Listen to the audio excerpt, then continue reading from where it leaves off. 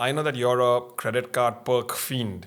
So would really appreciate if you could break down how does it work? Who is getting these benefits? Am I paying for them in some way that I don't know? What's happening? Yeah. Okay, first I have to say something controversial. Oh. Banks are not on your side, okay? And this is, again, true all over the world. Banks are like casinos. They always win. And that means, as consumers, when we interact with a bank or a financial institution, we need to go in prepared and we need to make the system work for us, because the system is almost always designed so that the bank makes money irrespective of what happens to you. And I think a lot of people are aware of that in, for example, the mutual fund industry. There's a lot of excess fees, et cetera, et cetera. But that's such a good point that you're making, which is that because the advertisements that you see, it'll be a nice family. Yeah. Me, my wife, and my 2 children, and we're so happy because XYZ bank has given us something. Correct. Whatever it is, a home loan, a car loan, a housing, blah, blah, blah, blah, blah. And on one level, that's good, but obviously they're not doing it for altruistic. They're not an NGO. They have to make money.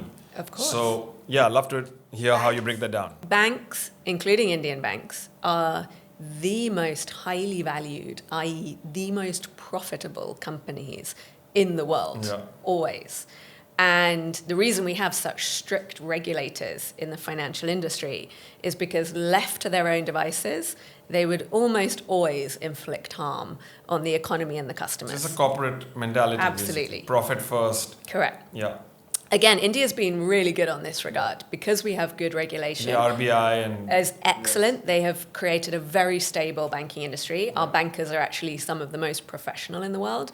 But look at countries like Argentina, Venezuela, even America. It's a boom and bust cycle because banks are inherently greedy. They're shareholders. The regulation, basically, it's a regulation issue. So they have to be reined in to protect the customer.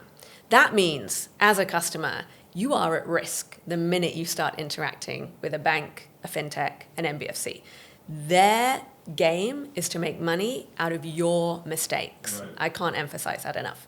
So again, if you're smart about using credit cards and if you're very organized and you have a good memory and you're good with numbers, you will never miss your repayment date. You will pay the full amount on time every month, which means you're basically getting 30 days of free credit every month. But then how does the bank make money?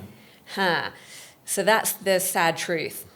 I'm afraid about 30% of people do not pay on time. Oh, so it's like an insurance thing. They make money on the defaulters. Exactly. So if I'm paying my credit card bill every month, I'm a loss leader for the bank. You're a nightmare. You're a complete nightmare to the bank, especially if you also use the lounge access, the points, and all the things. So they actually don't make any money on the 70% of people who pay regularly. They make a little bit. I'm exaggerating. They make a little bit in what's called interchange. So when you do a transaction, they get paid a little bit of money by the merchant. But peanuts. But it's peanuts. Where they make the bulk of their money. And you can go this minute and download the financial statements of any bank and use ChatGPT, whatever, look for fee income. Right. It is the number one revenue in most banks. Okay? And fee income, honestly put, is when you mess up and you, by mistake, miss a payment on your home loan, your credit card, whatever. Okay? When that happens, they make pure profit on you. They know you're probably going to pay in the future, but they keep you trapped in this sort of cycle of every time you make a mistake, they extract a bit more of your hard-earned money, but you keep with it because you like the product. 70% of people are on the other side. We're the people that are called transactors. We transact every month, we pay it off in full, and we are probably more likely to use all the benefits because the more you transact, the more points you get, the more savings you get. I personally have not bought a mobile phone or any gadget, actually, probably in the last 5 years because I obsessively save up my points and optimize my points. I have different cards for different transactions, and every year my credit card company pays for my new mobile phone, my stereo, whatever. So points can be incredibly lucrative if you're somebody who never gets into trouble on the late payment fees. And how many cards do you have At the moment, I have 5. that you use? Yeah. Wow. Because I am an optimizer. You'll find different cards give you benefits, for example, on FX, if you travel a lot, which I do. Some give you benefits when buying groceries. Airlines. Exactly. So I do a lot of that optimization. I'm not a card influencer. I'm not going to recommend any cards. Of course. Do your homework, do your research. But again, I really want to reiterate this point. If you're new to these products and numbers are not your thing and you don't use like a Google Calendar, be very careful. Yeah. 1 max. This 5-card thing is for super users only. Correct. I'm very bad at it actually. I am the opposite actually. I'm like, I want 1 card. I'm not gonna.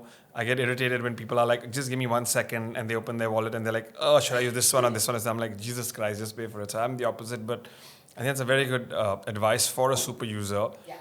That if you have 5 cards, you really, and if you manage it well, like you're saying, your Google Calendar, and if you're fully on it, then you're those 70% of people, because you do not want to be those 30% of people who are basically funding the entire banking industry. Exactly. Because all the money that the banks make, the trillions of dollars of profit, are those 30% of people who are not able to manage their systems.